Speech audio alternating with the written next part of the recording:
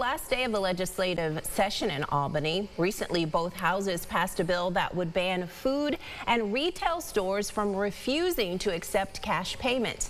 While that bill still needs to be signed into law, Natalie Kutchko brings us reaction from businesses in the city and the suburbs. Doug Sharp is president of the Fairport Parent and Merchants Association and owns RV&E Bike and Skate in the Village. Cash versus credit, it's a very different dynamic. We're going from that most will use their credit card, and it is simple, easy, tap and go and be done.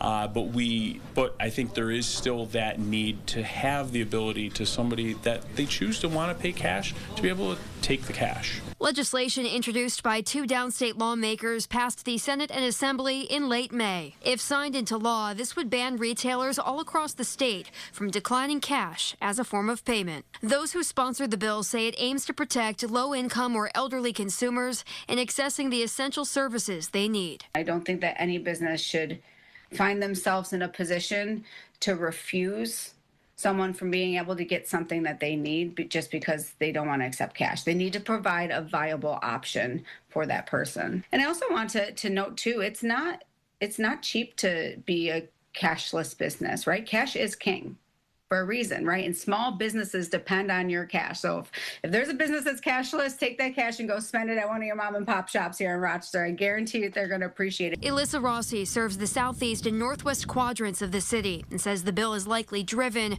by a greater number of cashless businesses in New York City compared to upstate.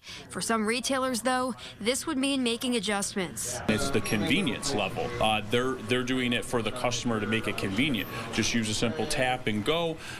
Versus having to have that cash transaction and making the correct change, getting the correct dollar amount, and training the employees to be comfortable with taking cash. So if eventually passed, this bill would also introduce civil penalties, that is, on businesses of up to $1,000 for stores that fail to accept cash payments. Fines would then go up to $1,500 for any following violations after that.